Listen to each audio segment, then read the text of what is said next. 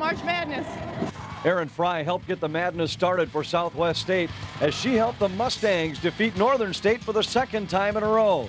Andrea Schreier's 18 set up a matchup with the Bulldogs. Our players can't get up to win the conference tournament championship and play their way into the regional tournament. There's nothing that's going to motivate them. Karen Strummy did not need much more than Sue Fiero, who contributed 27 points in a semifinal win over Wayne State. It's the Bulldogs and the Mustangs next. And welcome live to the Gangelhoff Center on the campus of Concordia University in St. Paul, as tonight the Bulldogs will do battle with the Mustangs for the championship. Hi everyone, with Mark Sembrowich, I'm Anthony LaPanta. Thanks for joining us. We have two games for you tonight that each should have plenty of excitement. Duluth and Wayne State will battle for the men's championship later, but first for the women's championship, Southwest State and UMD. Mark, the regular season champ UMD has every right to be here. They have proven throughout the season that they are the premier team in this league. Well, and they're playing well right now, and they have a good roster, a deep bench, and they have played well, and they're really looking forward to tonight's contest. Let's take a look at how these teams reached this point in the semifinals. Each got big individual performances. Schreier had the 18 to help Southwest State. Duluth got a huge day out of Sue Fiero, 27 in the semifinals yesterday to advance here to the championship game. And it really shouldn't be any surprise that Duluth is here playing for the title, because the Bulldogs over the years have been the premier program in this league, 8 titles in the last 11 years. Well, Coach Strummy has really developed a fine program up in Duluth, and they have played well, as you said, through the years, Anthony, and it really isn't a big surprise that the Bulldogs are playing here tonight. Sue Fiero is their key. I mentioned her numbers in the semifinals, but she's been one of their go-to players all year long for the Bulldogs. She does all the little things for them, and this is a very balanced attack. Well, it is, Anthony, and if you look at their scoring averages, they're closely bunched, but Fiero has the ability to put the big numbers on the board as she did last night. She also can get to the line. She's been to the line coming into the tournament 155 times, which is a tremendous amount of free throw attempts. Last night she was 11 out of 12 at the line, so she can really do the things that can help their team get to the line as well as make some baskets for them and put big numbers on the board. On the other side, Southwest State will depend an awful lot on Andrea Schreier. She can score inside, she can score outside. She led them with 18 in the semis. Well, and that's big for them. She has the ability to shoot that 3 ball, something Fiero doesn't do a lot of. But she is shooting close to 45% coming in. The 18 points last night, obviously very instrumental in helping them with the victory, and they're looking for another big night from her tonight. Mike Woodley will be with us on the sidelines throughout the night here tonight. Mike, this one should be a good one. Well, guys, certainly this is a game that means a lot to both teams, as UMD knows that nothing's for certain when it comes to postseason play, and this automatic bid from winning tonight is something both coaches are well aware of. As for Karen Strummy, who we'll visit with in just a moment, she knows that a great season really means, well, only a great season if you don't have a chance to move on. A lot is on the line tonight. When we come back in just a moment, Karen Strummy, the Minnesota-Duluth coach, will join us. This is the Northern Sun Intercollegiate Conference Championship.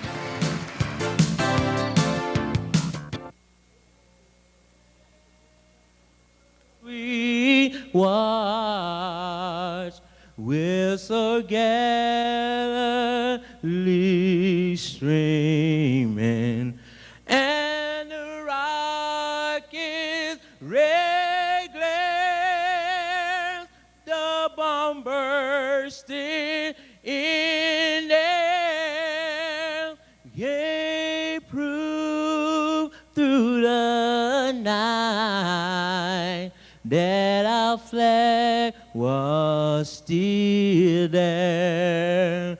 Oh, say does that star-spangled banner yet wave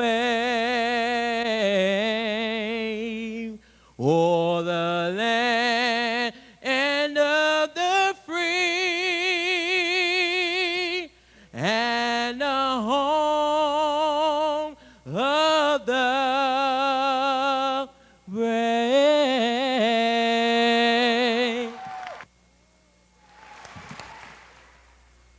Strami is with me, and obviously a big game. And there's so much on the line, including tomorrow, because there's no guarantees when it comes to the postseason. There's no question about it. And the bottom line for both of our teams is that in order for us to go on in postseason, we got to win tonight. Sue Fiero, your star, had a big game in the semifinals, but the rest of the team needs to pick it up, wouldn't you think? And maybe a high-scoring show tonight. I said that the bottom line is that not one person is going to win or lose this game for us. It's a team effort, and we've got to play like a team, and nobody has to do anything spectacular. We just have to play well together, get after it defensively. Both teams score average in the 80s. Do you expect a wide-open game? You know, I think the game's going to be a little bit low-scoring because both teams can get it after it defensively, and I think it's going to be kind of a lower-scoring game with a lot of intensity defensively. It's been a great season for both teams. Good luck. Thanks so much. Karen Strami in her 15th season at Minnesota-Duluth. A lot is on the line, and we'll come back with the tip-off. As coming up next is the championship of the Northern Sun Intercollegiate Conference. Live at the Gangelhoff Center in St. Paul, we are just about set for basketball. The winner advances to the NCAA playoffs. The loser, in all likelihood, has their season end here tonight. Mark, this one has all the makings of a good matchup, although Duluth certainly has to enter with some confidence. They destroyed Southwest State the second time these teams met. They swept the season series, but when you beat somebody by 26 as late in the year as Duluth did, you have to come into a game like this with confidence. Well, I think the Bulldogs really feel like they're playing well, Anthony. But if you're looking from the Southwest State's pointers perspective, they feel with Erin Fry back in the lineup, that gives them a little bit of a boost. She was out with an injury. That could be something that could be very helpful for the Mustangs this evening. Take a look at the starting lineups for Southwest State. Pelzel, Coleman, Fry, Schreier, and Bowman. For Duluth, Anderson, Hansen, Salceder, Fiero, and Madrinich. The keys to the game, Mark. Well, Southwest State wants to be able to run their motion and take care of the ball, Anthony, and they really feel that they need to stay out of foul trouble. They can't allow Fiero to get to the line like we talked in the pregame. And for Duluth? Well, they want Fiero to continue to score. They want to get Mandrich on track, and they need to defend that motion. Southwest State does a great job of running their motion, and they really want to do a good job of slowing that up tonight. Duluth in gold wins the tap. This is Anderson for Fiero on the wing. Fiero back out to Anderson. Anderson guarded by Pelzel, excuse me. Madrinich kicks it outside. And Madrinich gets the return feed. The Duluth leading scorer has the game's first basket. Oh, and that's big. They wanted to get her on track early, and there they did. A steal. And Anderson is off the other way. She's fouled by Danny Coleman. And will go to the line, but an early Mustang turnover. Southwest knew they had to have a good start here tonight because they had to be able to come in and play their style of game. You get behind early, and that limits your ability to do that. Well, it really does. And, you know, you see the steal by Anderson right there. She is really a jack of all trades for this team. She leads them in rebounding, Anthony, and she is the smallest player on the floor for either team at just 5'7". But she leads the club in rebounding with 6.5 boards per game. Missed the first free throw. Second one coming. Anderson leads this team in just about everything, Mark, including steals. She just had one right here. She had 63 during the conference season. A tremendous job. Not necessarily a big scorer, but can get the ball to their scorers. Does a great job defending and obviously has a good nose for the ball, just evidenced by the rebounds that she's been able to get.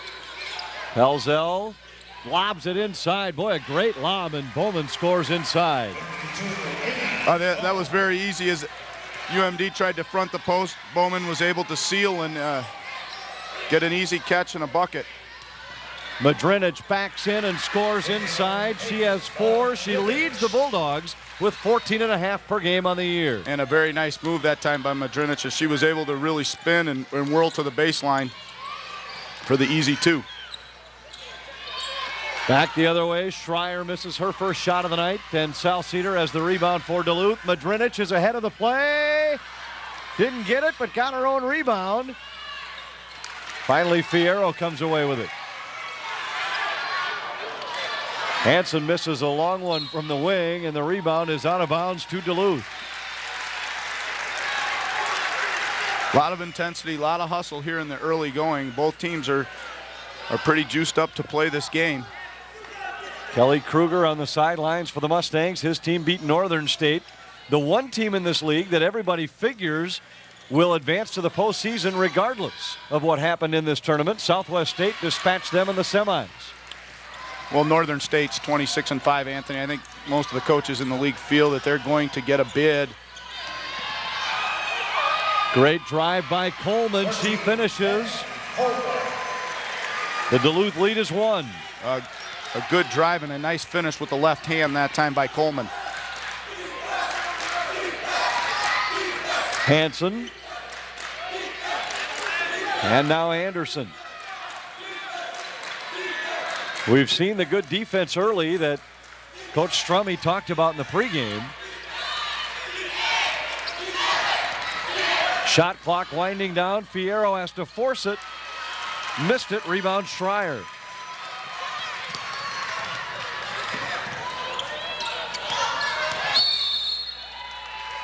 Bump foul called against the Bulldogs Salcedar.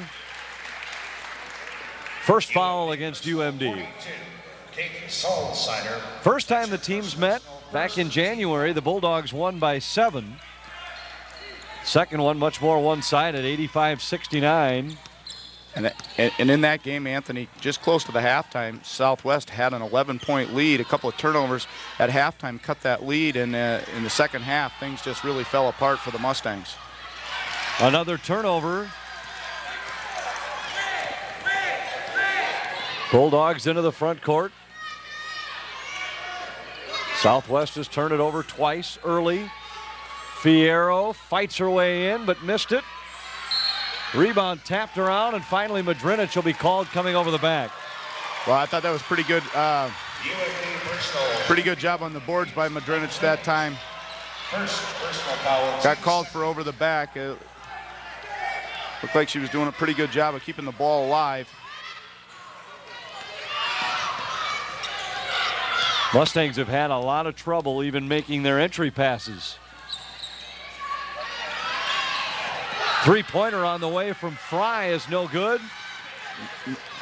And Madrinich, who runs the floor so well, is ahead of everybody again for the finish. She's run the floor a couple of other times, Anthony, where they weren't able to get her the ball, but she's really run well and run hard, and that's really a big plus for the Bulldogs right now. Here Madrinich comes away with a steal on somewhat of a sloppy entry.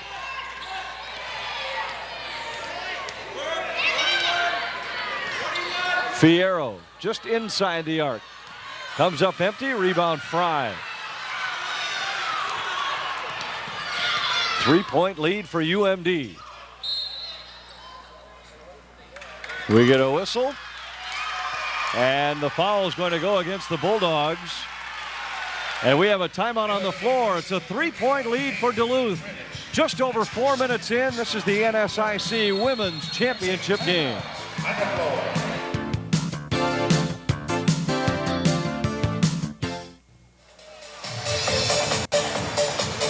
7-4 Bulldogs. Just over 4 minutes in to this first half. Somewhat of an entertaining start to this final. We thought we'd maybe see the Bulldogs be able to open it up a little bit more. The Mustangs have had some trouble, but it's been a physical battle here in the opening 4.5 minutes. It really has, Anthony. I think it's going to be that way the whole way. I think the teams will probably loosen up a little bit, but Madrinich getting out and running early has really provided some easy baskets for the Bulldogs. She's been able to get them on the board and done a really good job on both ends of the floor. For Southwest State 30, Shelly Schoeneck and Shelly Hunterman are in the lineup for Southwest State. Susan Anderson, and this has Karen Strummy and Dave Strummy both up off the Duluth bench. Number 10, Susan Anderson. Looked like the Mustangs had turned it over again, but that's 6 team fouls against Duluth, only 1 against Southwest State.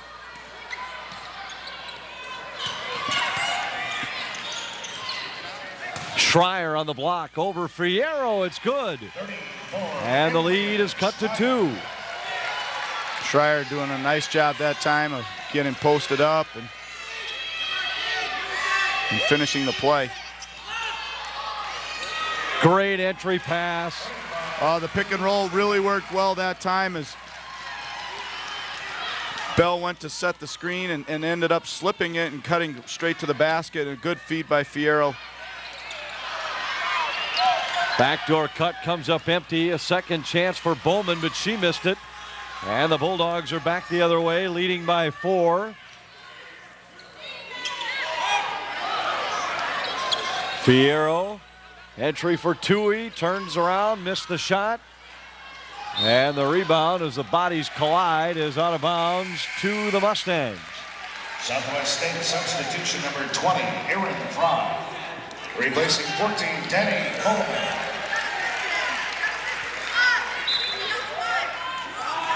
Mustangs with the ball, down 4. They've been on the short end since the start, but Duluth's biggest lead has been 5.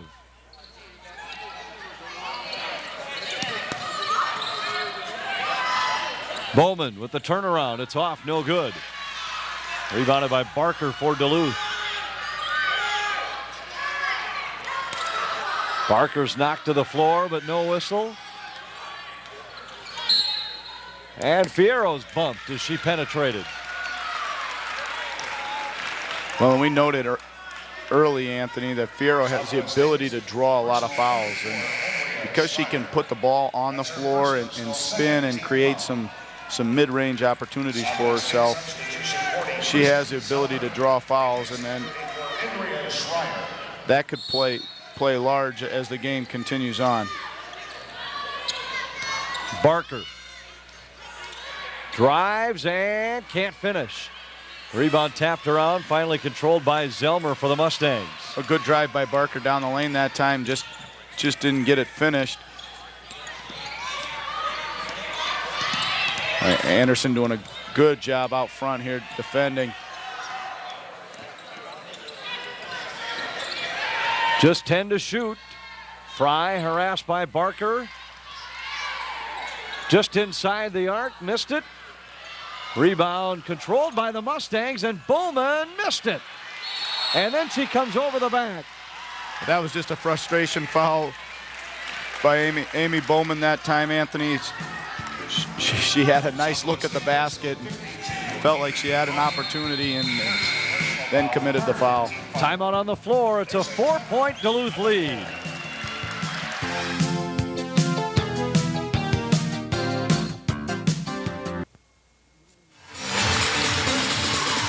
Bulldogs lead by 4, nearing the midway point of this first half. Duluth 7 of 17 from the field. Southwest State 5 of 13. The Mustangs have turned it over 4 times. The big key, as you were just mentioning, Mark, the fouls. Duluth with 6 of them. Not only does that put Southwest State in the bonus the rest of the way, but they've come at times when the Mustangs were desperate. Well, exactly, Anthony. The Bulldogs have bailed the Mustangs out on a couple of times. They played some very good defense, but right at the end of the possession, they fouled. And you're right, the next one there, the Mustangs are shooting in the bonus, so we're not even halfway through the first half. Fiero. Here's where she's tough. Missed it, but drew the foul. Yeah, she's very tough. If she can get to the point where she can put that ball on the floor, get her back turned, and be ready to spin on some people. She's very tough and finds herself with the ability to get to the line. For UMD, 44, Sue Fiero, shooting 2.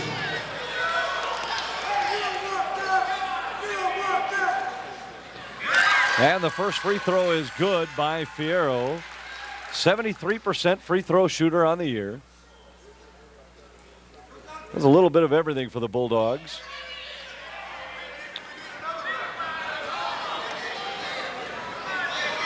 And I believe the officials had a little bit of a conference here because Kelly Kruger is saying, I thought that foul was called on the floor and they're not in the bonus.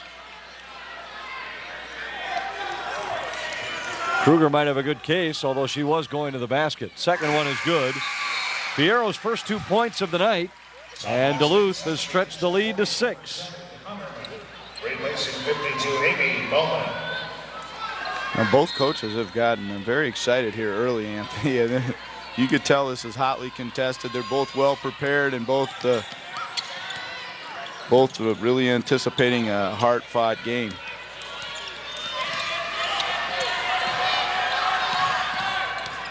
Coleman drives to the baseline, traveled with it. She came down before she got rid of it. And the Mustangs turn it over once more. Southwest State substitution 34, Andrea Schreier. Replacing 40, Kristen Selmer. Turnovers really plagued Duluth in the two head-to-head meetings. In fact, in their 26-point win at Southwest, Duluth turned it over 22 times to only 14 for the Mustangs. Anderson throws it away for the Bulldogs. Well, and there's that turnover you were talking about, Anthony. You know, when they've been able to hold on to the ball, they've gotten some good opportunities. Coleman watched by Anderson as we near the halfway point of the first half.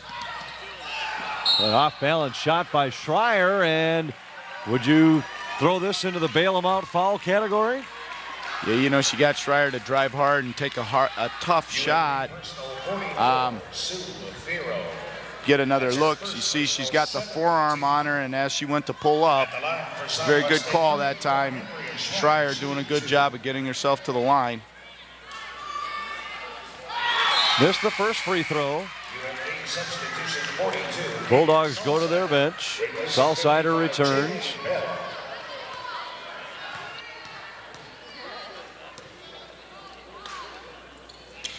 Second free throw is good, and the lead is 5.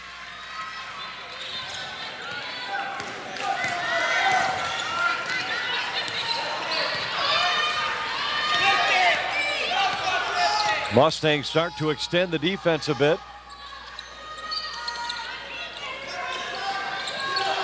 Anderson hawked on the perimeter by Schoeneck.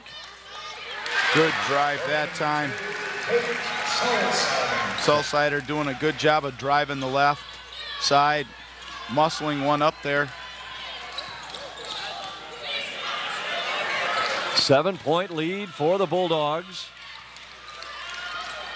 Lob entry. Good job of help. That time. Tipped out of bounds to Duluth. You're right. Very good defense there, fronting the post. They got help side by Fiero that time as she came over and helped out. Well, Karen Strummy has spent most of this first half.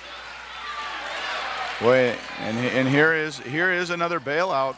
You see Fiero doing a good job of fronting that time. Got some good help from Tui. Boy, you know, I didn't see a foul there, Anthony. I don't believe they called a foul. I think they just called the ball out of bounds. Well, at first they did come to the table with a foul call. I think originally they signaled it was Southwest ball.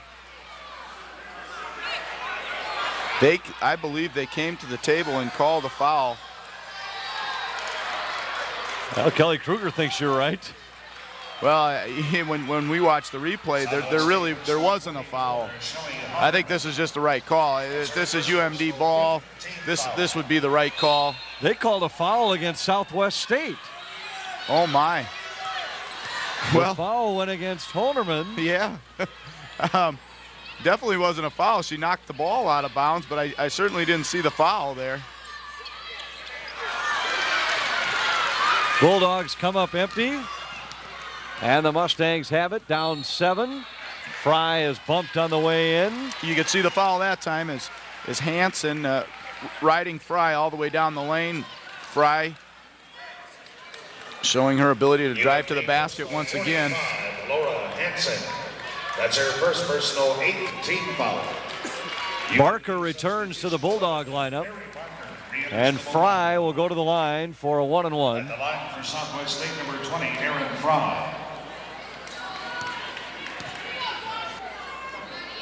Shooting 1-and-1. Fry, good foul shooter on the year. As I mentioned earlier, 89%. Has the first, earns the bonus.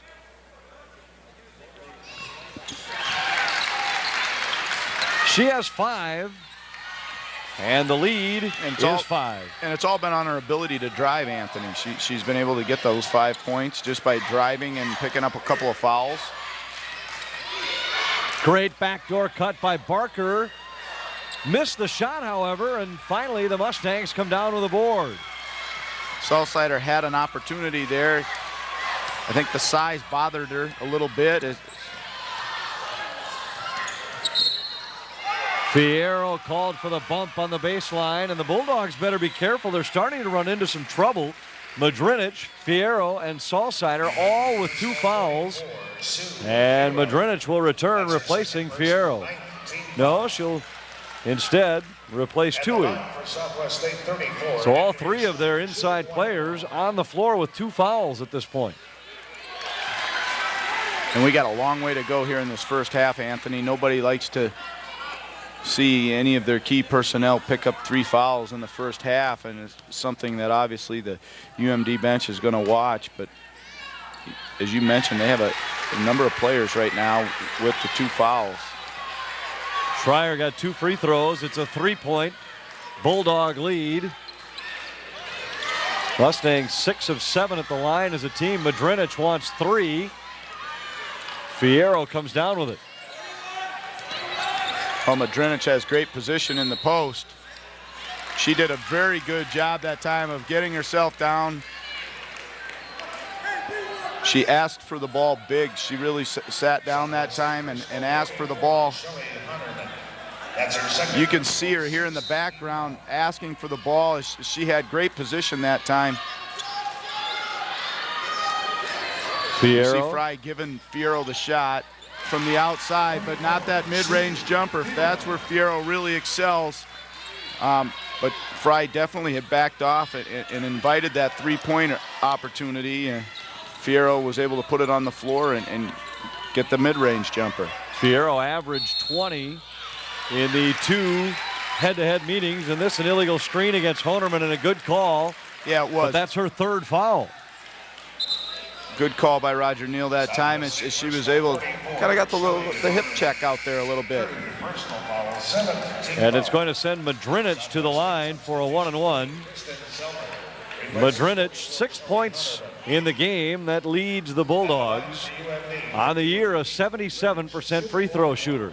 And I really thought the early play of Madrinich is what got UMD off to a good start. And, you know, then she had to go to the bench with 2 fouls, but she has played good. Tapped and controlled by the Mustangs. Coleman on the run. Coleman, nice drive.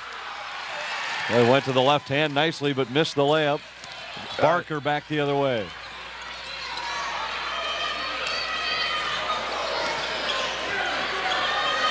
You see them giving Anderson the shot. They don't feel she's a threat from the 3, but she does a good job that time of finding Salsider underneath. You could really see them doubling up on Madrinich that time. 14, Denny Coleman. That's her 2nd personal 8th team foul. Salsider will go to the line and will shoot 2. The foul went against Coleman. Her 2nd.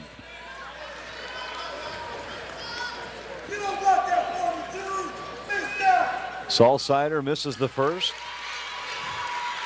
Bulldogs 3 of 6 at the line here in the first half as a team.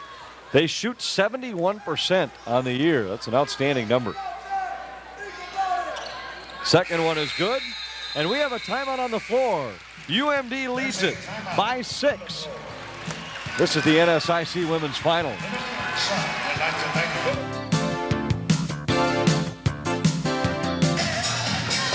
22-16 in favor of the Bulldogs. 7.5 to go, first half, with Mark Sembrowich and Mike Woodley. I'm Anthony LaPanta. Bulldogs have shown the ability to put the Mustangs away, but they have not even approached doing it. You know, I'm not sure they've shown the ability to put them away, Anthony. I don't know that I would agree with that. I think right now, I think they've shown they have the talent to put them away. I think they've shown that they can get that ball in good scoring position, then they can play some pretty good defense. But you know, their fouling has really kept Southwest in the game at this point. And a 3 from the wing for Schoeneck. Well, that was a very nice shot by Schoeneck that time. She got a little bit of room, and she was able to fire that right up. Bulldog lead is down to 3. Madrinich for the answer. Off the glass. They all count, and she has 9. Well, Madrinich showing she could take the ball outside as well as inside.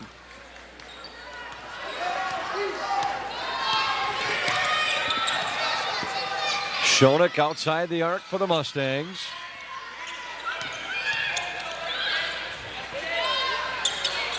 Three is missed. Rebound Fiero. Bulldogs showed a little zone that time. Coleman steal by strips it. Coleman. And she will go to the free throw line. Took it hard to the basket. It was a good steal by Coleman that time, and she was able to watch her in the open court. Barker doesn't see her coming, and she's able to run it down. Now watch her take it to the basket here. Slows up, finds a lane, draws some contact. Coleman misses the first free throw. Coleman on the year, an 80% foul shooter. Mustangs shoot 76% from the line. Well, I'll tell you right now, that's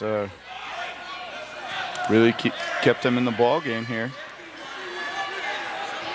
They trail by 5. They've outscored the Bulldogs 7-4 from the free throw line.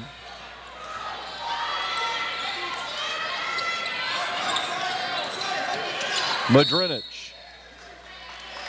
Foul, and it goes against Duluth, away from the ball. Tui is whistled for the offensive foul.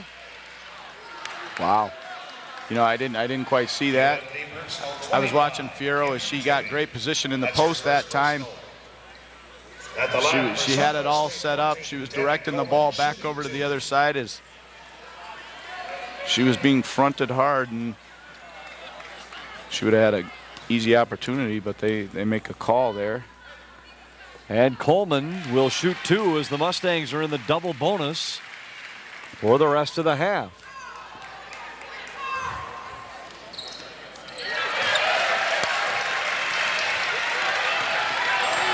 She got both of them, and the Mustangs continue to hang around. It's a 3-point Duluth lead. Barker, just a long 2. Really a nice stroke that time, and she came hard, dribbling to her right, was able to take a very tough shot and got in a good rhythm though, and looked good. Traveling call on the baseline. Barker gives Duluth good punch off the bench. Averages 11.5 points a game, 3rd leading scorer on the team. The ability to shoot from outside the arc. She shoots 45% on 3-pointers for the year.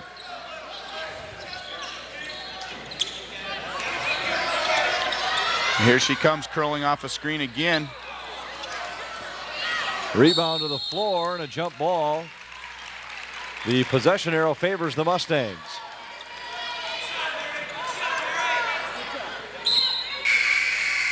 Southwest State substitution number 12, Jesse Pelzel. Replacing 30, Shelley. Jesse Pelzel back in the lineup for Southwest State. And Nicole Gora checks in for the first time.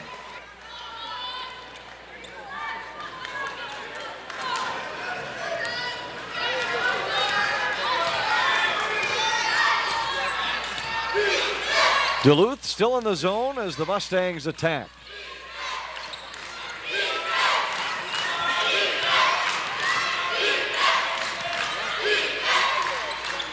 Well, they left Pelzel alone. Pelzel, yeah, just found herself wide open that time. Said, I think I'll take it. Good position by Madrinich that time. Couldn't finish. Fry back the other way. Lost it. Fiero comes up with a loose ball. Manages to get rid of it before the traveling call. Oh, Madrinich. Nice.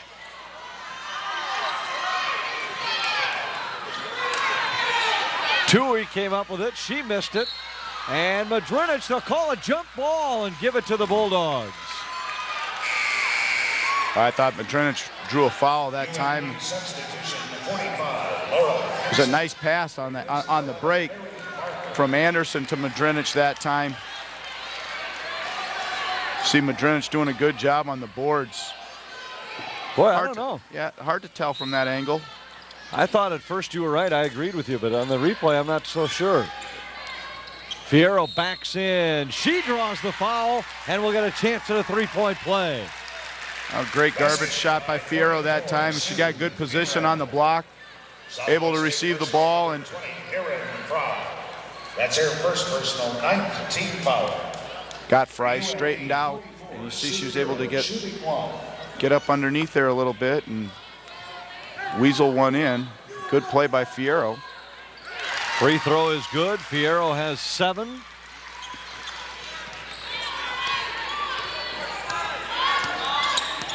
Six-point lead for Duluth.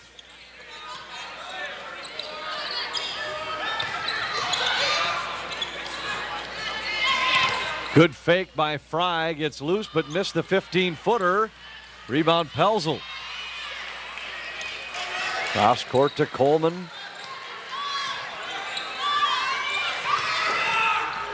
Pelzel drives by Tui and hits the jump shot off the glass. Time before she'd hit the jump shot. That time a little pump fake and dribble drive, got to the bucket real easy. Here's Madrinich into a double team offensive foul. She knocked Schreier to the floor, and that's her 3rd personal.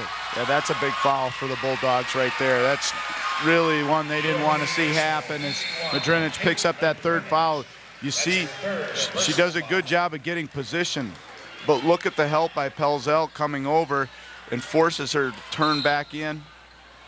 It was help when she turned, when Pelzel was able to force her to turn back in and picks up the 3rd foul. UMD substitution 55, Jamie Bell for 51, Kate McDermott. 4-point Bulldog lead. The Mustangs have a chance to take a bite out of it here with Madrinich on the bench and 4 minutes to go in the half. You know, UMD staying man-to-man defense. I wouldn't be surprised if we see some zone out of the Bulldogs. Fiero comes up with a steal and missed the pull-up jump shot. Out of bounds to the Mustangs. We have a timeout on the floor with a 4-point UMD lead. There's a timeout on the floor.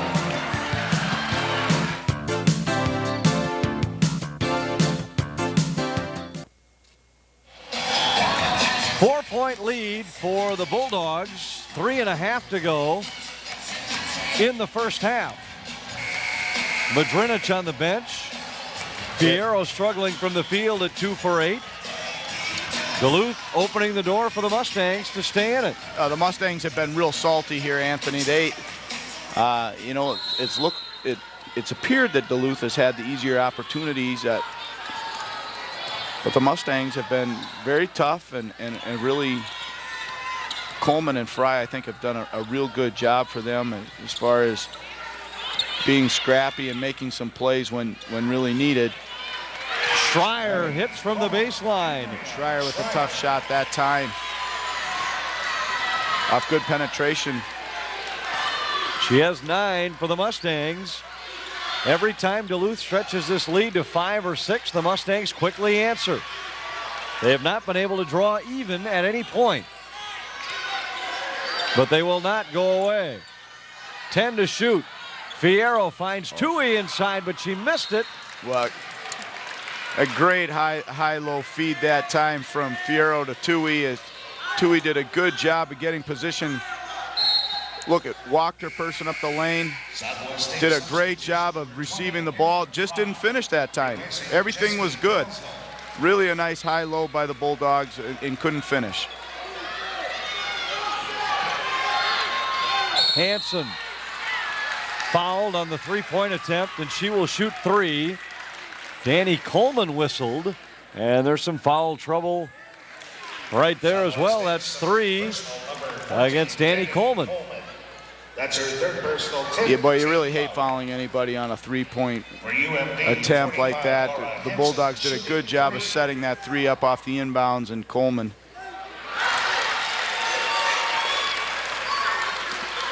gives her an opportunity to go to the line for 3 free tosses here. She got the second one. Pelzel back into the lineup. Hansen on the year, a 75% free throw shooter for the Bulldogs.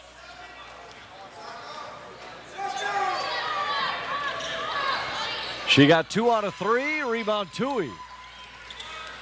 To Fiero down the lane, and it's a 4-point trip for the Bulldogs.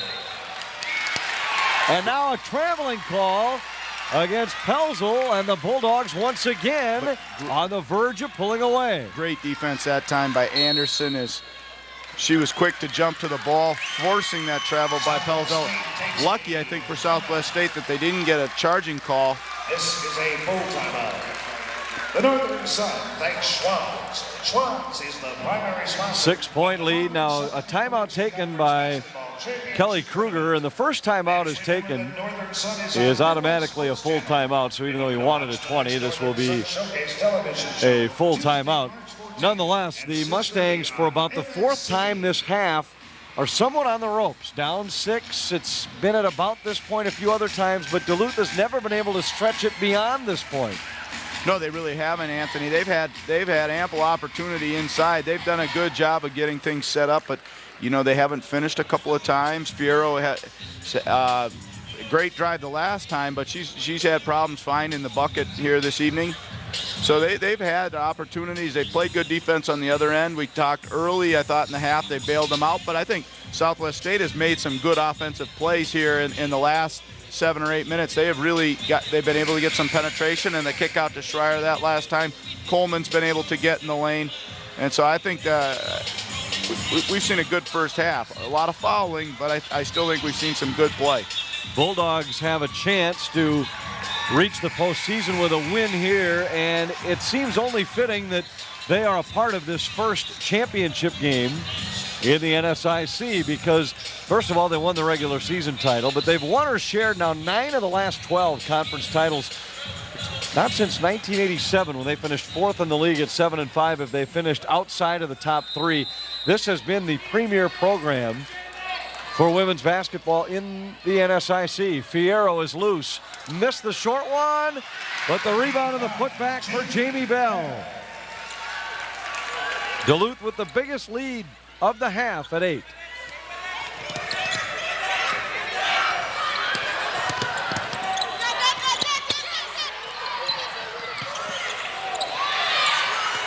.15 to shoot. Mustangs with some trouble against the Duluth press.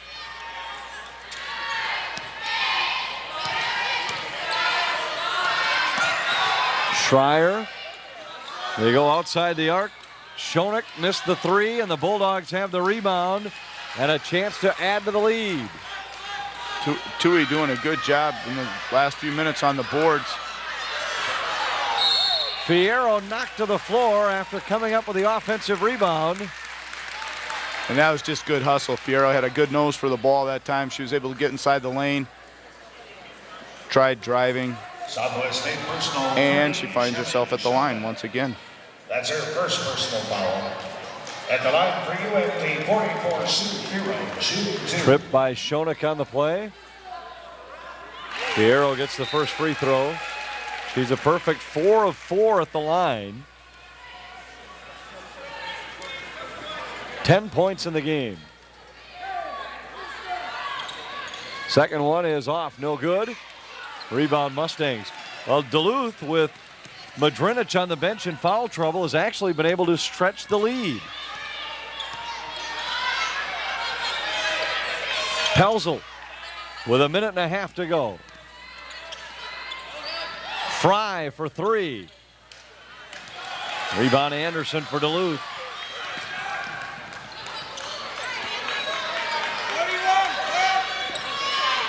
Bulldogs decide to slow it up a little bit. Long 2-pointer by Bell is good, and the lead has grown to 11. Actually, I believe they gave her 3 on the play there, Anthony. Should have been 2. You're right, they did give her 3. And the Bulldogs have another rebound and a chance to add to the lead. UMD has controlled the glass. They've owned a 25-16 edge.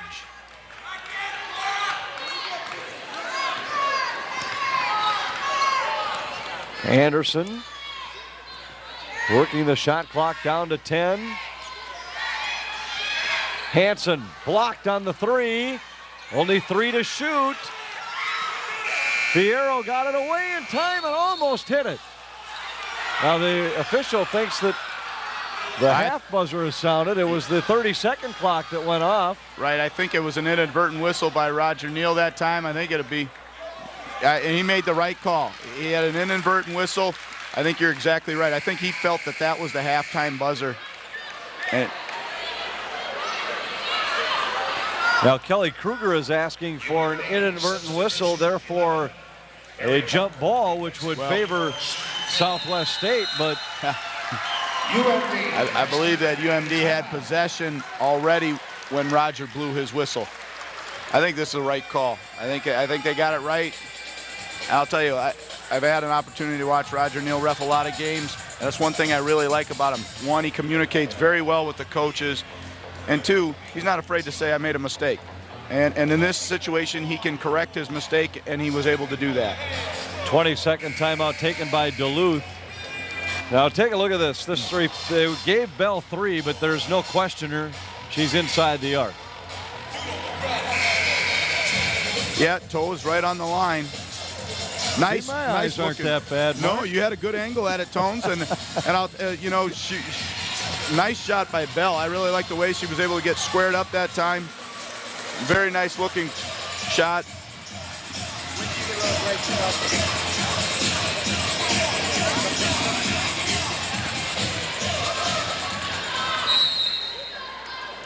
Bulldogs will have a chance to play for the last shot here. Shot clock is off.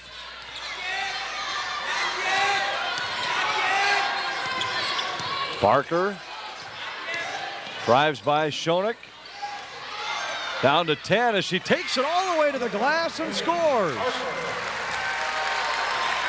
The lead is 14. Well, I really like what the Bulldogs did by pressing after scoring that basket by Barker. Really made Southwest State eat up some time, and now they are able to go to the half with a 14-point lead. And the Mustang, or the Bulldogs, were on the verge, I felt, all half of a run like this to stretch it out. They finally get it just before the half, and they lead by 14 at the break. Mike Woodley has Karen Strummy. Mike. 1-2, 1-2. All right, go.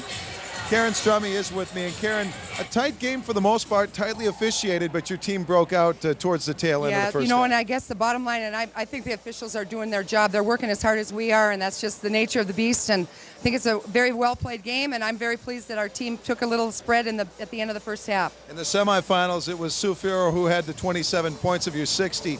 Here, she started off a little bit slow, but it seems like a more balanced offense. Yeah, and you know what Sue does is she does all the intangible things as well. She's our leader, and everybody is real solid when Sue is aggressive, and she's playing very aggressively, and other people are picking up the pace offensively, and that's exactly when we play our best. And I'll tell you what, we've got to keep it going in the second half. The Southwest is very explosive. They've got a lot of offensive firepower, and we've got to be ready to play another 20 minutes. You remember what it's like to play them. Not long ago, they were able to lay a loss on. They're very intense, and they're a great team, and we've got to keep it going. It's a great game. It's a lot of fun to be in this kind of atmosphere. Thanks for coming by, Thanks. Karen. Karen Strummy, again, her 15th year at UMD, and again, the lead at halftime with the late surge. We'll come back with more halftime features as we continue with the Northern Sun Intercollegiate Conference Women's Championship Tournament game. 28, Minnesota-Duluth leading Southwest State in this championship tournament game here at the Gangelhoff Center on the campus of Concordia in St. Paul. Well, certainly one of the great athletes to come out of the state of Minnesota and move on to play in Division II is Sue Fiero, who we're watching tonight, who had an outstanding semifinal game for the UMD Bulldogs as they made it to this championship game. She's a former Class A Miss Minnesota basketball and coming out of Goodhue, Minnesota, and found her way to the campus of UMD. Anthony LaPanta had a chance to sit down and talk with this rising Division II basketball star. Well, I guess so far, I guess we've done everything that we have set out to do. You know, everyone asked us how we were going to be this year without our All-American, and we just kind of thought, well, it's going to be different, it's going to be tough, but we just want to take one game and one step at a time. And I think our big thing was to just improve every game, and I really think we did. We started off not really knowing how it was going to be like without Stacy, and I think we've come a long way, and our first goal was to win the conference, and we accomplished that. So our next step now is to win this weekend. So, how different has that been for you personally, but also for the team? It's a totally different style of basketball without Stacey Nelson in the middle. She was the best player in this league for a couple of years. It has provided, first of all, a situation where other players have a chance to score, but also different opportunities for leadership. Oh, definitely. I guess everyone on our team had to adjust without Stacy, because she was such a leader and such a threat offensively that it was almost like we didn't have to. We knew that each night she was going to come out and be there for us, and so that was, everyone had to have a little bit different mentality. And this year even I have found that I need to step up as a leader more instead of just relying on her all the time. Has that been an opportunity that you have appreciated, the chance to be the go-to player, and maybe not on every trip, but the go-to player in the locker room and on the road trips and all those kind of things as well? Right, definitely, and I think I learned a lot from her, from watching her. I had the opportunity to be a captain with her last year also, and she taught me a lot about myself, about basketball, and how to be a leader. So it's a good opportunity for me this year. I'm really enjoying this position that I'm in. What's the biggest key for this team? Because without that go-to player, it's become a team that's as balanced as any in the league. 4 players averaging between 11 and 14 points a night. What is it about this team that allows it to excel in that type of a situation? I think when we are playing at our best, we are playing smart basketball and we're playing intense basketball. And I think when we don't do that, that's the games that you're going to see us fall apart and maybe not come up with a W. And I think that each night that we do that, we get better. And so I think definitely that's our key. And that's why we've been so successful, is because we've been playing smarter basketball and being intense each night we have a game. So. Being a part of a program that has the tradition that Duluth does and the championships year after year after year, and obviously that had to be a part of your decision to attend Duluth, but now as you watch your career wind down, has it been everything you've expected it to be? Yeah, and probably more. You know, I guess, and when I did make my decision, I knew I wanted to go to a school that had a winning tradition, and that was definitely UMD. And I guess I've learned more about basketball and about life than I ever thought I would. And so, you know, winning is always great, which we're out to do, but you also learn a lot about life too. So I definitely had a great experience here. Are you prepared to see it end?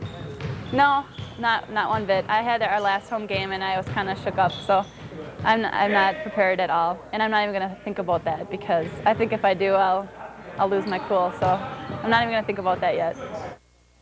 And Sue Fiero, just another example of some of the great student athletes that are playing women's basketball for Karen Strummy at Minnesota-Duluth. Strummy in her 15th year, and again, continuing this program in excellence every year. It seems like they're near the top of the standings. When we come back, we'll have all the statistics, some first half highlights, and things to watch for as we get ready for the second half. This is the Northern Sun Intercollegiate Conference Women's Championship Tournament game. For the most part, people look to their cars as a way to get where they're going. And if your car doesn't perform, well, you could end up somewhere. 42-28, Minnesota-Duluth leading Southwest State. Again, the winner of this game gets the automatic bid for the tournament, and obviously that's what's on the line. Minnesota-Duluth came into this game with a chance of postseason play regardless, but again, it gets into politics and votes and things that could be very, very interesting with the second half upcoming. Let's start with highlights of the first half, rather. As Southwest State got off to a good start with the three-point dropping, and certainly it looked like the Mustangs were going to give the Bulldogs everything that they had. Continuing to move the ball as Southwest and staying in the game, and there's another drive. There's the three-pointer again dropping for the Mustangs as they found themselves in this game early. It was really close back and forth with nobody really pulling out. But there's Sue Fiero, who could turn around and drop the ball at any time, but this time it falls short, but the rebound was able to drop as Bell could bring it down, and UMD certainly got it going. There's the field goal percentage. Again, not a great shooting game for either team, and both these teams average in the 80s, but we saw it pick up towards the tail end of the first half. Free throws, about what you might expect, with Southwest State having a bit of an advantage there, and certainly in the three-point line, that should probably change in the second half and get a little bit more efficient for both squads, as they have great efficiency there. Rebounding, you give the edge to UMD, as again, not really that much of a surprise. And as for Southwest State, a few more turnovers as they started to feel a bit of a pressure towards the tail end of that first half when Minnesota-Duluth started to go on a run. Well, certainly the second half is upcoming. Anthony and Mark will bring us the play-by-play action of the second half of this game. Again, the winner moves on, and Minnesota-Duluth with a lead at halftime over Southwest State here at the Gangelhoff Center on the campus of Concordia St. Paul. It's the championship game for the NSIC. There are a whole lot of... The coach of Southwest State joins us. Coach, it was about a 2-point game with 3 minutes before half, and then things seemed to go UMD's way. What happened? Well, I just think that we got in some foul trouble. There was a situation where they got on the free throw line, made a free throw, missed it. They got the ball back. She got a layup. I think it went from like 3 to 7, and then they got a steal, and then they got a hoop and went to about 9 points there, and we kind of lost a little confidence. And, you know, that's a game of runs. You know, basketball's that way, and we got to answer that. And we just didn't answer the way we should have there in the last 2-3 minutes. You've beaten this team not that long ago. You certainly have the ability to do it. What has to happen in the second half? Well, I think, first of all, we talked about, you know, going every 4 minutes, every TV timeout, and just trying to chip away at it and try to put ourselves in position so the last 4 minutes that we could win it. But that's the way we got to do it. We got to go, you know, every 4 minutes, every 4.5 minutes, we just got to chip away at it and try to get some confidence back. We've got to match their intensity. You know, they've done that for 20 minutes. We did it for about 17. Well, you see what happened. All in all, it's been a great season for your team, and being in this game means a lot. Just briefly, what does that mean to you to be here? Well, it means a little bit of redemption for us. We had a couple setbacks early that kind of maybe cost us the conference title. We're playing for a chance to win the conference tournament title. We're having a chance, you know, to go to regionals. It means a lot for our kids, the staff, and the program. It certainly will help with recruiting down the road. You got a lot of fans here, too. Good luck in the second half. Much, Mike. Appreciate it. Kelly Kruger, the coach at Southwest State. We'll come back with the second half action. Anthony and Mark will take you through it, and we'll see who gets that automatic bid to the national tournament. That's coming up as we continue with the championship game of the Northern Sun Intercollegiate Conference. Welcome back to the Gangelhoff Center in St. Paul. Duluth leading by 14 at the break. And, well, I'll tell you, they had a couple of opportunities about midway through that first half to really stretch it out. Southwest State had the ability to hang around, but late in the half, when Kate Madrinich went to the bench, Duluth actually ran into trouble for a moment, then put him away when Madrinich was out of the lineup. You know, I'm not sure that they put him away, Anthony, but they certainly were able to grow the lead. They were able to do some really good things. They were able to get the ball inside and get some good opportunities. They didn't shoot particularly well, just 42% in the first half. But they rebounded the ball well. They were able to out-rebound Southwest 25-16, and I think that was a big deal, and them getting a couple more opportunities. Southwest just 9 of 25 from the floor.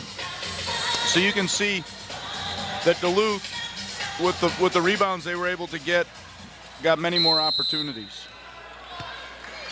Set for the second half. Southwest gets it first. A reminder, Duluth and Wayne State coming up immediately following in the men's championship game. That one expected to be quite a battle between the two teams that are playing the best basketball down the stretch. Coleman to the baseline for the Mustangs. Great entry pass to Pelzel, who scores. Well, it was a great feed to Coleman, and then she finds Pelzel on the other side of the lane. Really a good way for Southwest State to get started here. Hanson outside the arc. Southsider had it for a moment. Now Madrinich with the turnaround jump hook is off, no good. Mustangs have a chance. They absolutely had to make something happen in the opening 5 to 6 minutes of this half. And they do as they score on back-to-back trips. Amy Bowman scores. She has 4. And Bowman really getting very physical, playing Madrinich on the inside. Good pass by Anderson that time on the drive. We have a foul on the drive, but Anderson able to get into the lane that time. Southwest State personal number 20, Aaron Fry. Foul goes against Aaron Fry, her second.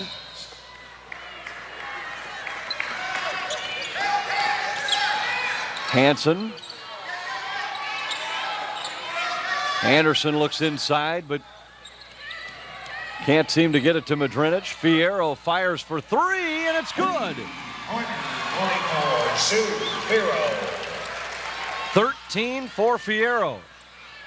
Fiero with a little bit of room that time is just able to rise up and shoot that over Fry.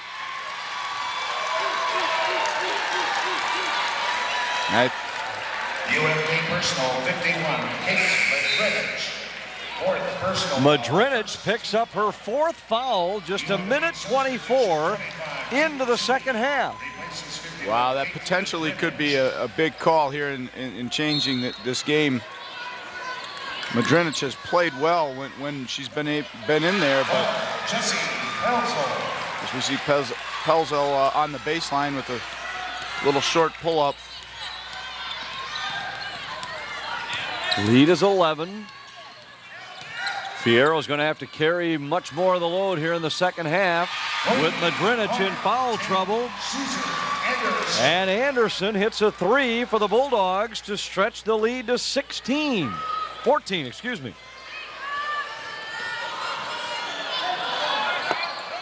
Turnaround by Bowman is no good. And Anderson with a rebound. Fiero takes it to the baseline. An offensive foul against Fiero, and that's her third. Boy, I didn't have a great angle on it, Anthony, but You share the opinion of Karen Strummy? I don't know. I didn't see it. I mean, oh my. No, I don't. I still don't agree with the call that time. I thought she did a good job driving and drawing the contact.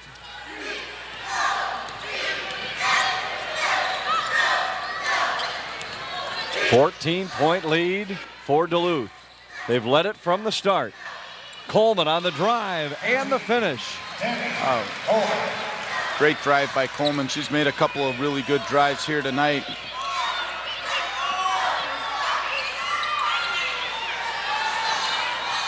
Hansen hands it off to Tui.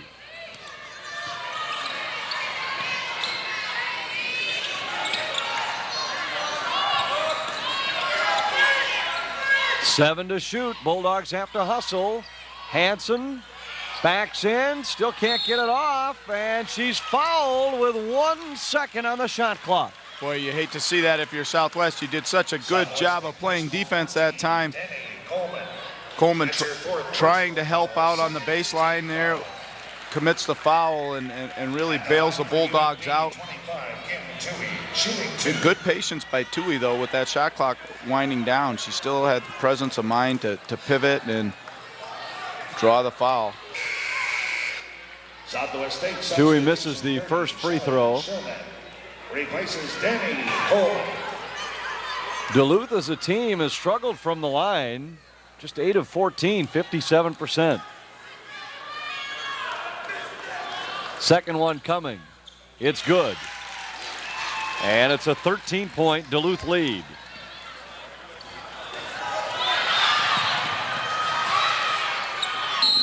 Jump ball, and the possession arrow favors Duluth.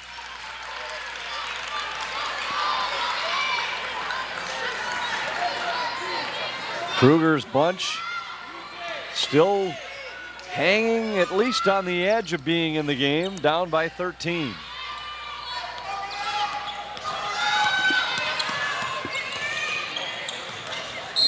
Fiero.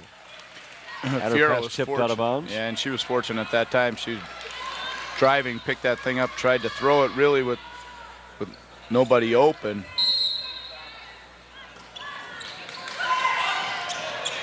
Entry pass for Salsider. She's fouled by Bowman. And that will be the third against Bowman.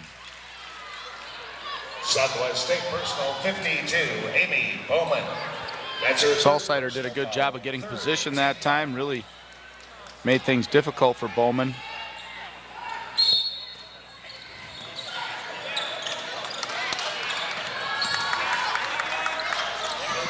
Bulldogs trying to add to a lead.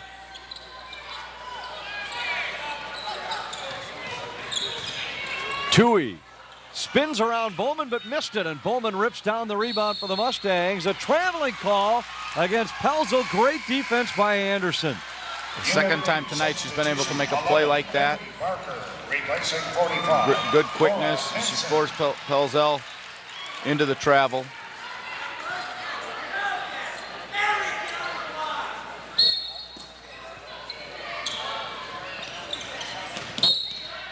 Bulldogs throw it away.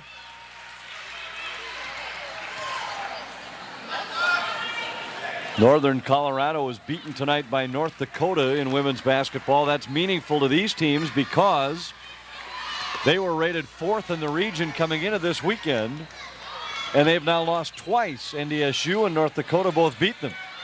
May open the door for an assured second spot for an NSIC team, which would be Northern State in addition to the winner of this game. 49-38 in favor of UMD.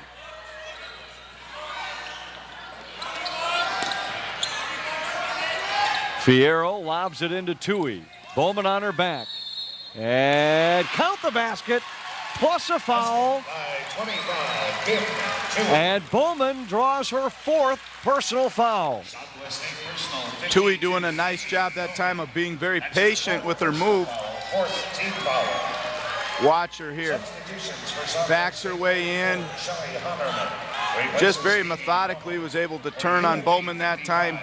Boy, anytime you get stuck behind a person who gets a ball that deep inside, they're going to have opportunities to score, and Tui that time has a chance for the three-point play. Missed the free throw. Rebound Fiero for the Bulldogs. 5 rebounds for Fiero.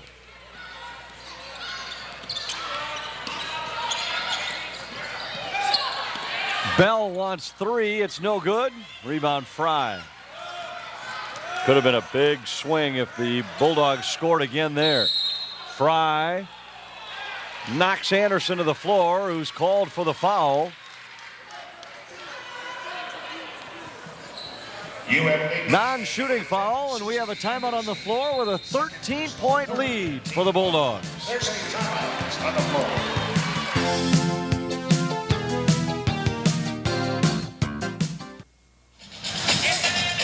All the latest scores, standings, notes, insight, anything else you want to know about the NSIC, visit on the web at northernsun.org. Have to tune in this week to catch the updates on who has advanced into the NCAA playoffs. On the men's side, Wayne State has a shot, win or lose. Duluth must win to get in. On the women's side, winner here obviously is in, and Northern State has a pretty good shot to get in as an at-large. Yeah, both coaches, in talking to them, Anthony, felt that their team needed to win tonight to get in, because they thought that Northern State had a pretty good opportunity, pretty good chance of getting the other bid if they did award 2 to their conference. Schreier hits a 3, and the Mustangs desperately needed that one. They're down 10. It's as close as they've been in the second half.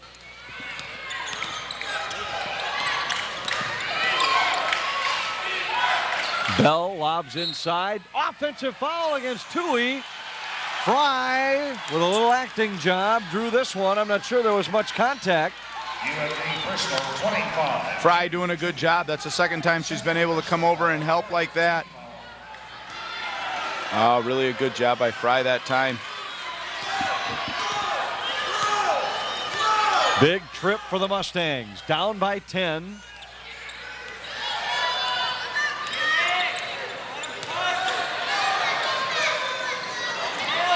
Schreier thought about it, now pulls up from inside the lane. It's no good. Out of bounds to Southwest State.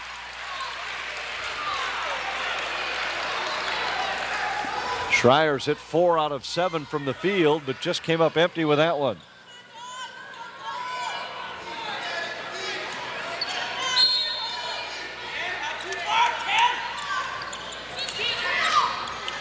Fry left alone on the baseline. She comes up short.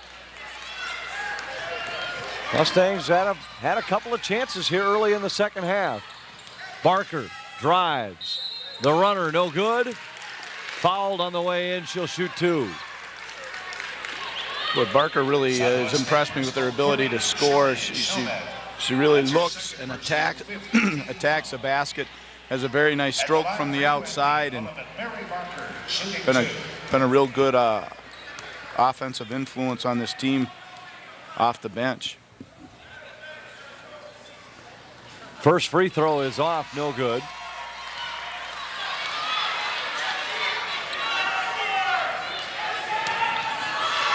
Bulldogs continue to struggle at the line, only 52% as a team. Second one is good.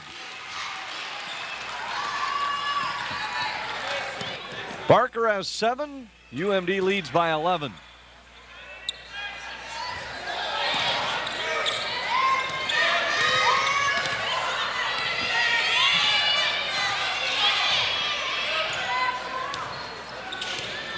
Bulldogs start to extend the defense. Pelzel gets loose. Fry backs in, 4 to shoot. She missed it. Got her own rebound and missed it again. A great job of getting it back and getting 2 good opportunities. Couldn't get either one to go down, but Fry working hard in there. You see Barker coming in, getting a double there. Tui got loose inside but missed it.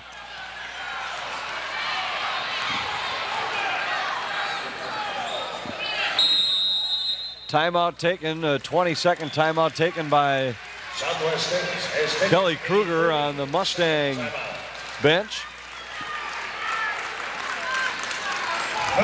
Down 11, the Mustangs still in here, but boy, you can tell how much they miss Bowman inside. They have 0 presence in the middle. And offensively, the Bulldogs are just pushing him further and further away from the basket. Well, with Bowman out of the game and Honerman not in the game, they really don't have an inside presence, Anthony. You're exactly right. It's very perimeter oriented as they went 4 around the perimeter and were cutting somebody through and trying to post them up that way, but they really didn't have a post-up game, which they had earlier, and I think it's kind of taken away from their offense just a little bit, and certainly is going to hurt them at the other end, where that big presence has bothered UMD on a number of occasions. Just the sheer size of Bowman in there has bothered UMD on the inside.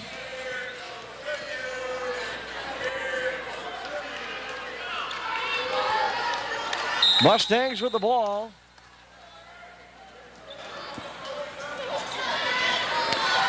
Mustangs still in this, though. They don't have any reason to panic at this point, and you can see they're keeping that lane open and cutting people through. Out of bounds to Southwest State.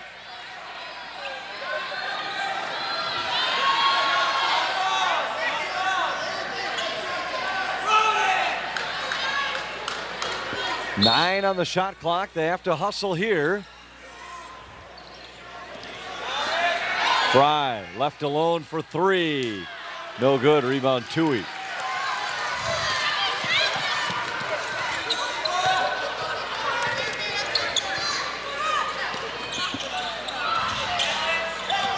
Bulldogs have played a big chunk of this game without their leading scorer, Kate Madrinich.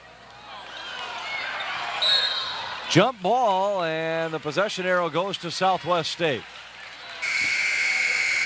Southwest State substitution. 44, Shelly Honerman checks in for the Mustangs, replacing 34. Honerman returns for Southwest State. She's playing with some foul trouble. She has 3. Yeah, but they really could use her presence right now. 12 minutes to go. They're going to keep Bowman on the bench for a little while longer. I think it's probably a good move to bring her back. Bring back Honerman right at this point. Honerman from the side of the lane hits. It's paid off right away as they were able to get it down inside and get 2 points on the board. 9-point Bulldog lead. This is the closest Southwest State has been in the second half. Fiero's entry was tipped away. UMD keeps it. Southwest State substitutions: 30, Shelley Sherman. 34, Andrea Schreier, return for the Mustangs. 11 to shoot.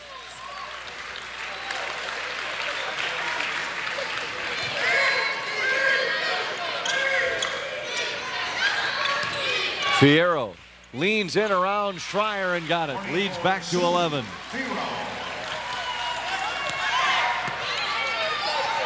Wide open on the left wing.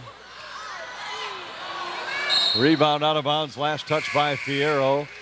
And we have a timeout on the floor, 54-43. There's a timeout in favor of Duluth. Next, the Northern Sun Spotlight Radio Show is on the air.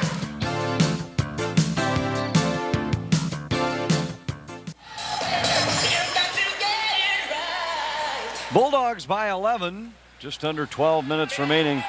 How long, if the lead stays in this 10 range, at what point on the clock do you start to have to change your strategy if you're the Mustangs?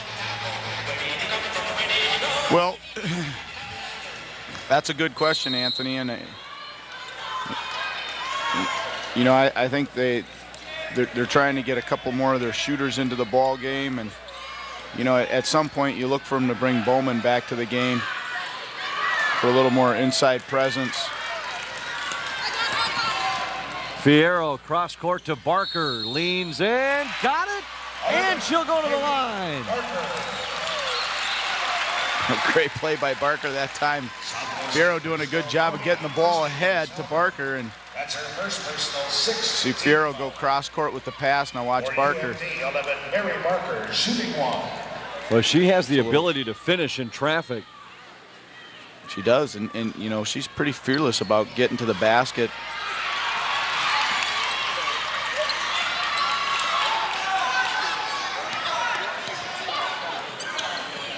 Chance for a 4-point possession for UMD.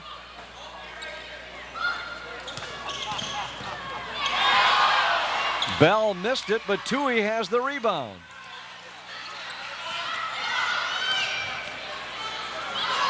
Bell wants 3, and no, just 2. Just 2. Jamie Bell. Bell has a very nice ability to shoot that ball from the outside, as well as provide some size for the team.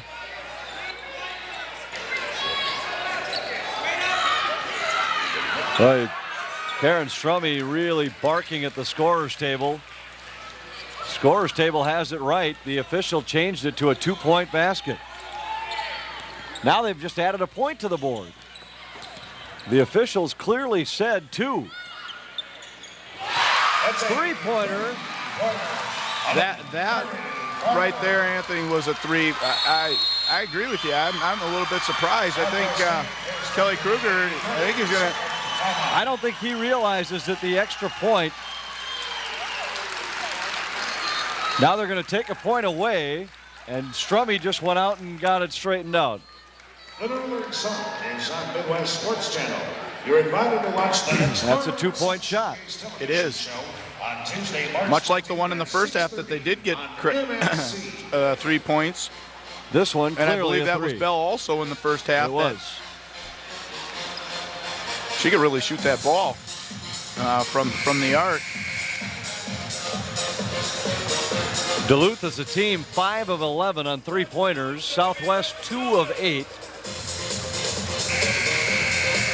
Mustangs shooting only 38% from the field. What cannot be forgotten in all of this, as you look at that picture of the UMD bench and you see Kate Madrinich sitting there, is that their leading scorer has been limited to about 1.5 minutes here in the second half, and was limited in the first half because of foul trouble to only 9 minutes.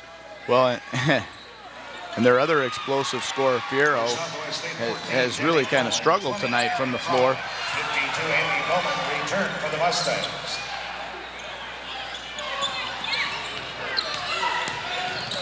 Oh, great pass that time by Anderson as Barker cut cut back door and nice little bounce pass. Southwest State personal 20. Watch Anderson right here on the off the dribble, finds Barker. Team foul. UMD in the bonus. How about the work of Parker to get through the triple team around half court?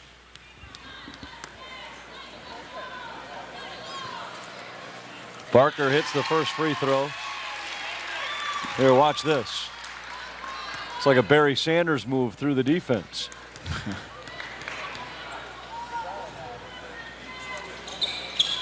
Barker gets both free throws. And Duluth starting to pull away. They lead by 20. Past the halfway point of the second half.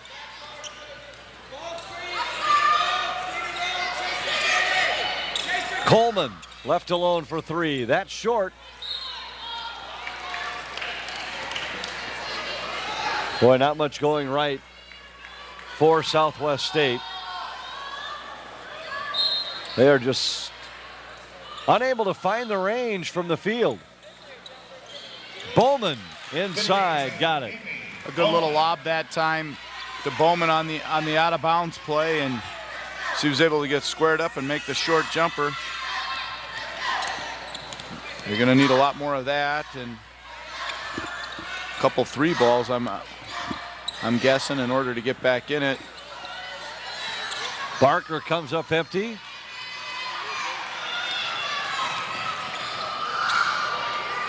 Coleman steps into a three. It's off, no good. No second chances for Southwest State. The Bulldogs with a 9-rebound edge on the glass. Southwest had only 4 offensive rebounds in the first half.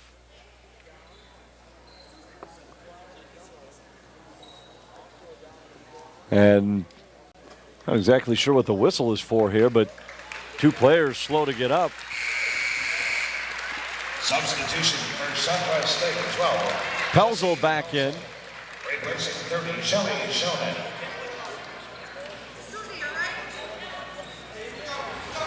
At any rate, the Bulldogs will have the ball on the alternate possession.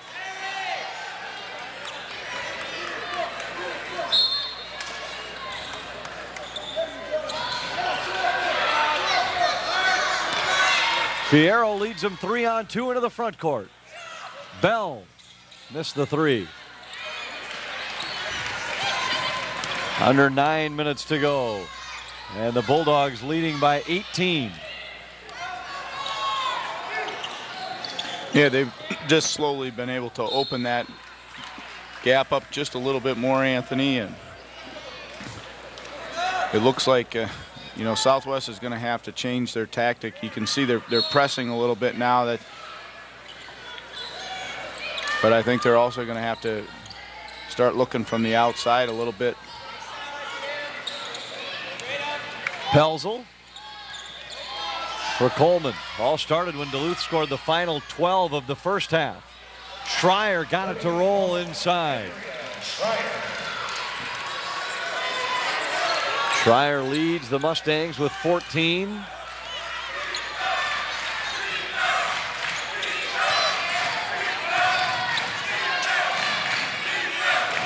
Bulldogs can be patient.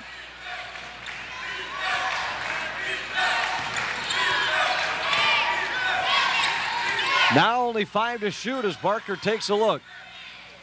Tui inside. A great jump hook by Tui that time.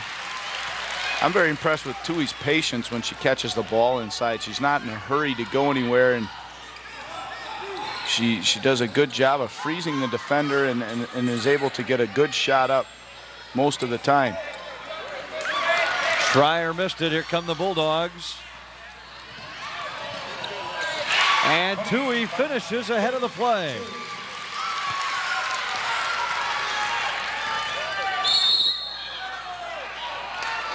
And we'll have a foul here against Duluth. 2 free throws coming. Boy, that was about as good a possession on that jump hook as well, Mark, because they took 25 seconds off the clock, then got it into the post, got a good look.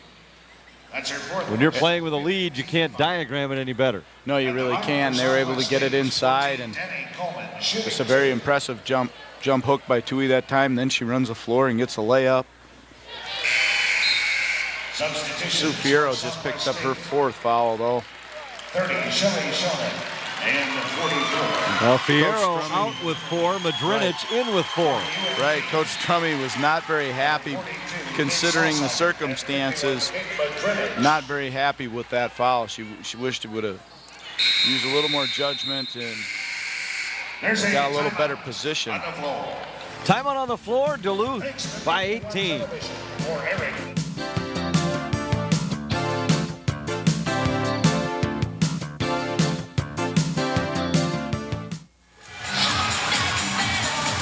18-point lead for the Bulldogs. They scored the last 12 of the first half. Then after the Mustangs cut it down to 9 here in the second half, they went on a 9-0 run to open up a 20-point lead.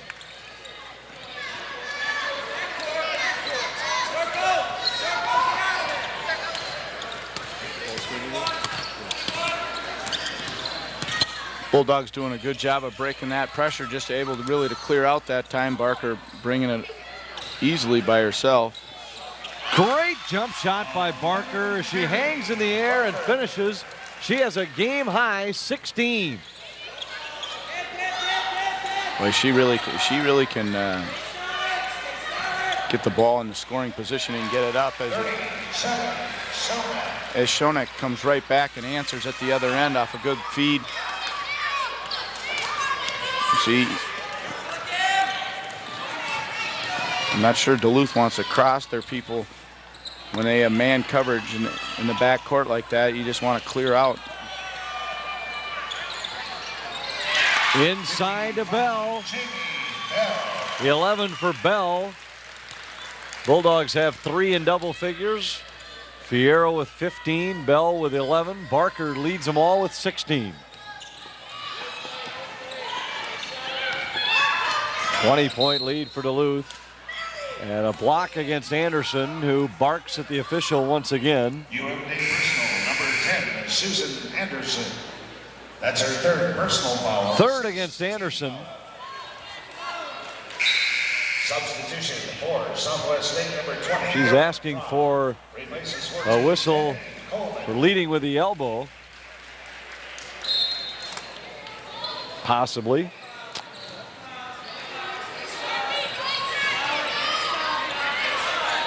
Pelzel goes outside the arc to Fry, who drives, can't finish. He was blocked by Anderson. Yeah, I think Anderson got a piece of that.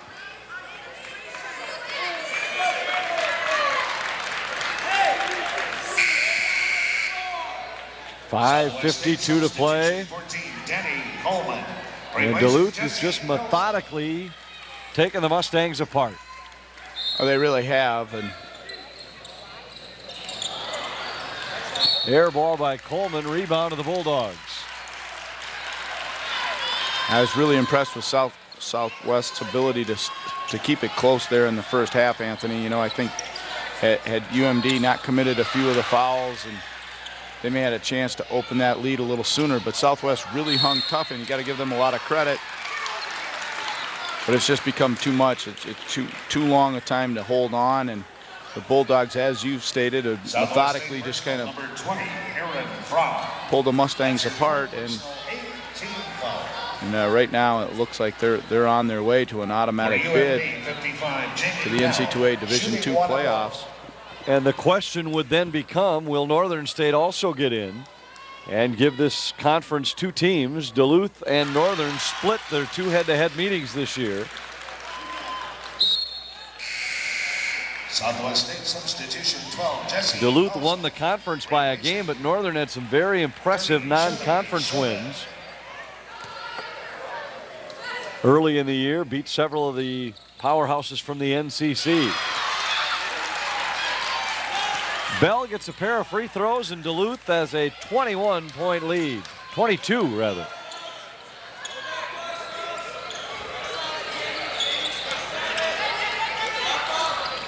Coleman. Fry in the corner. Schreier down the lane, got it. Good pass by Fry to Schreier that time as Schreier curled hard down the lane. Southwest State has taken a timeout. Please watch Midwest Sports Channel. Timeout taken this 2000 Northern Sun. by the Mustangs. Here's another look. Madrinich can't do much, playing with 4 fouls. Sunday, March 5th at 11:30 a.m. and Tuesday, March 7th at 1:30 p.m. The men's championship game is on Sunday, March 5th at 4:30. Fans, you can stay up to date on what's happening in the NSIC on the weekly radio show, the Northern Sun Spotlight. There's regionally throughout the upper Midwest, KFXN locally in the Twin Cities. Mike Woodley, Mike Lockram. Each week, everything you need to know about the Northern Sun Conference.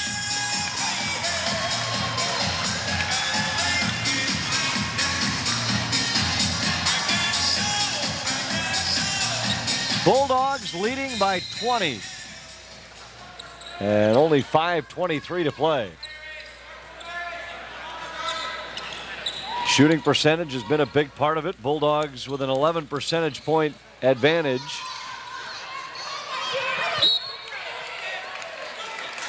You know, Fry's not giving up. She's still hustling. Thought she had a tip ball that was going to go the Mustang way.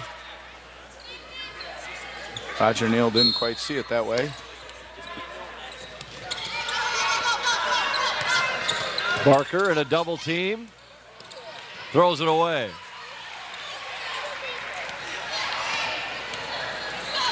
Sometimes the magic fails, apparently. Fry down the baseline, hits the pull-up, and the lead is 18. Mustangs want to attack full court.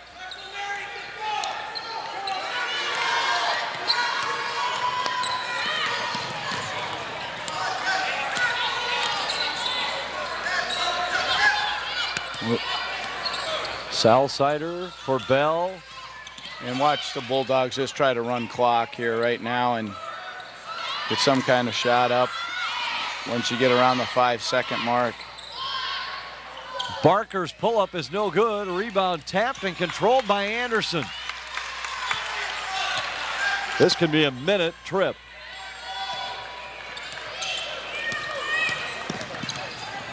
Anderson knocked to the floor.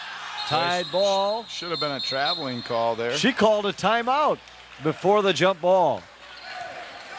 And Anderson gets a break. Timeout for the Bulldogs with 4:05 remaining. Has taken a timeout. Watch it again. I think you're right, Mark. Well, you know, she rolled on the floor. Sponsor of the Northern Sun and the official sponsor of the conference's academic awards. Wow.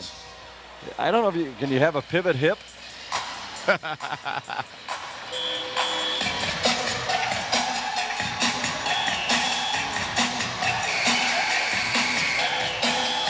Pretty good crowd on hand here tonight.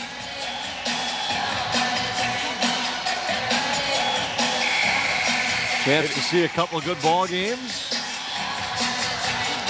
It is a nice crowd, Anthony, and I think we're going to have a good crowd for the next game as well. I think there's a lot of people that are excited about this NSIC Conference Championship being played at a neutral site in the metro area. In talking with the 4 coaches involved here tonight, they all think it's a great idea, and they're all excited to be here. And I think it's really a good marketing tool for the NSIC. Is they get Twin City Metro exposure, where many of these schools have a lot of alumni that live. It also gives them an opportunity to look into one of their bigger recruiting base areas. Southwest State personal. Get some recruits to come to the game. Second personal, 19 foul. At the line for UMD. Barker goes to the line here 1-1. for a 1-and-1.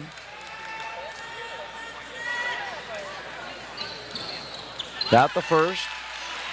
Outstanding free throw shooter on the year. Had missed only 2 all season in conference play. She has missed 2 tonight. Second one is good. And we have a timeout on the floor. Bulldogs comfortably in front as we head down the stretch.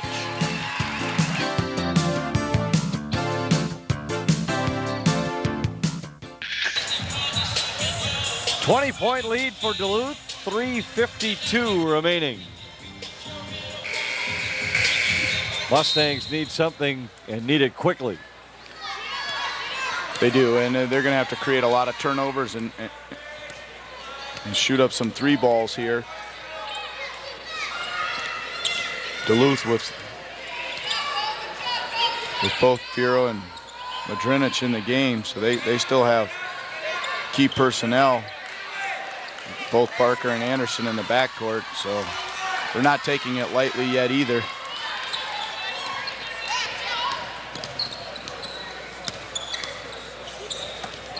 With 3:20 to play, both Madrinich and Fiero play with 4. Coleman playing with 4 for Southwest State.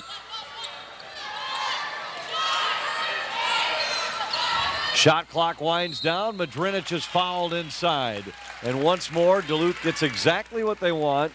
25 seconds before a shot goes up, and then it's a good one. They were able to get that thing inside once again. Selmer with no other chance but to foul. Southwest State personal on 40, Kristen Selmer. That's her third personal. Zelmer picks up her third. Bowman and Tui return. Substitution number 4, Southwest State 52, Amy Bowman, replacing Andrea Schreier.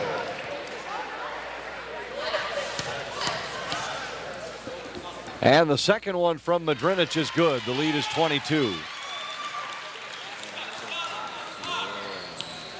Madrinich, just a sophomore, Anthony, really gives this Bulldog team a good scoring punch and an inside presence for the next 2 years after this season. And with Barker, just a sophomore also, and Anderson, a junior, they have a lot of key people coming back. Southwest State has taken a Mustangs have to take a timeout when you're trying to rally. You don't want to have to take them to maintain your own possession. Yeah. University of North Dakota 92, Northern Colorado 57. And with 10.5 minutes remaining in the second half, it's North Dakota State 55, University of Nebraska Omaha 39. Looks like Duluth will be on their way to the NCAA playoffs, and of course we still have to wait to see about Northern State, but this Duluth team looks like the type of team that could really make some noise in a postseason tournament. Well, they have enough people that can score. They can score inside, outside. They have some players that can create their own scoring opportunities, which is really important because as you get into playoff basketball and you get further along, the defense really gets good. So to have some people that can create their own, that helps out. And they have some bench that can really help too. So I think you're right. They have an opportunity to, it looks as if, to go to the playoffs and make some noise. And I think they just want to continue to play well. Coach Strumming felt her team was playing well coming into tonight, and she was excited about the possibilities of what could happen here tonight. She was very upbeat and very positive. And things have worked out well, even though they didn't shoot the ball well early. Things have worked out well. They've really been able to stay with it. Southwest State with the ball, but they trail by 22 in the closing minutes. Drive by Zelmer. She finishes to cut it to 20.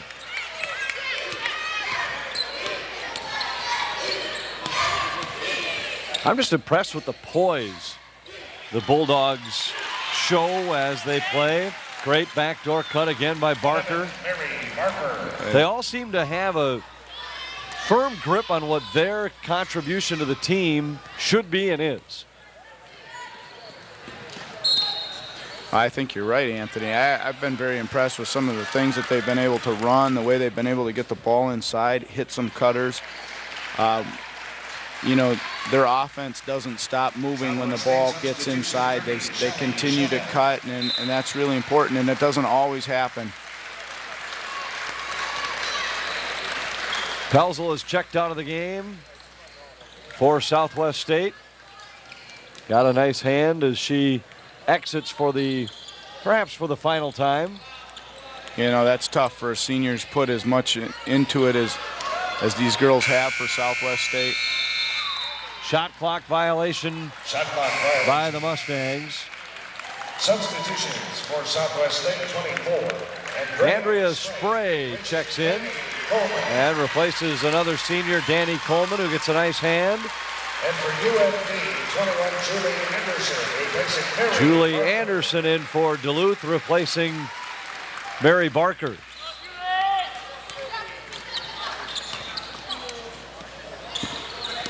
Just over a minute to go, and each side will empty the bench.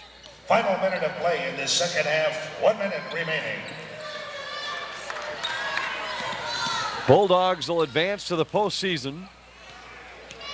Southwest will see their season come to a close, but not a bad finish here at the tournament, beating Northern State. UMD And Duluth takes a timeout only to replace a couple of players. For UMD, 24, Katie Hurdle checks in. 33, Katie Hurdle. For Southwest State, Jojo Beyondich is in.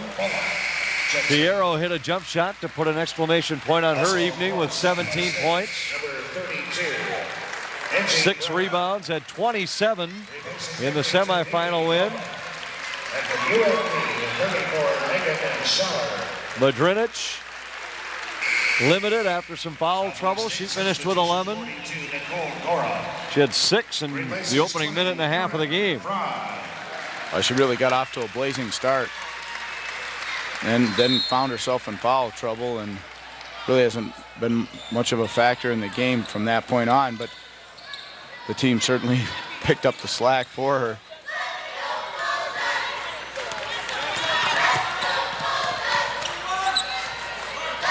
Katie Hurdle into the front court for Duluth.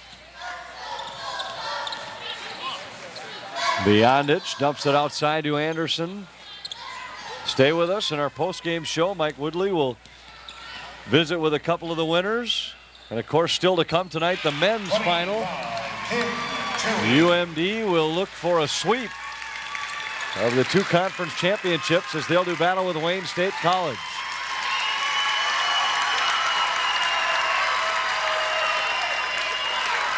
Long one from the corner by Spray is no good. And the buzzer sounds. It's all over. Duluth wins it in decisive fashion. 83-57. Same margin as was present the last time these teams met when Duluth won 85-59. And the Bulldogs extend their season by at least another game. Let's check in with Mike Woodley, who has the victorious head coach, Karen Strumming. And the victory. Again, look at the score. People might not remember that it was a 2-point lead with 3 minutes to go in the first half. Yeah, there's no question about it, and I said this, and when we were at halftime, I said we played with intensity. Let's go out there and finish and have confidence. And what I was most pleased of all is we didn't stop and get back on our heels. We kept taking it at them and really playing confidently offensively. You have some stars on this team, but the reason you won was balance. 4 in double figures, and Sue Fiero, your star really wasn't even your leading scorer. Right, and that's the way it should be, and I think that's the mark of a great team, is to have people that are balanced and that we can work together as a team, and not no one person is going to win or lose this game. It was a great team effort. And getting now the bid to the national tournament and knowing that's ahead for your team. So you're not done. No, we're not. We worked so hard, and I really think this is one of the best teams we've ever had at UMD, and I'm really excited about it. Well, the trophy's being passed around. Why don't you say hello to those folks and go enjoy this Thank moment. you. Thank you very much. Karen Strumming, the coach at Minnesota-Duluth. Sue Fiero now joins me, who is the captain and the leader of this team. But, you know, I think the reason, Sue, in the semifinals, you scored 27 points, nearly half of the team's points to win. This time, you're not even the leading scorer, but 4 in double figures, and the balance really got you the victory. Oh, yeah. I mean, all year we've had people who can score, so we just play like a team, and that's how we get wins. So. What is it like right now knowing you have more basketball ahead? You got the automatic bid to the national tournament as well. Oh, awesome. I don't want this to ever end. I got to go get my trophy. I guess you can't blame her for that. We'll go back to you guys, or should we go? We'll go to break as we again remind you, Minnesota-Duluth wins the tournament, the championship of the Northern Sun Intercollegiate Conference Tournament here at the Gangelhoff Center in St. Paul.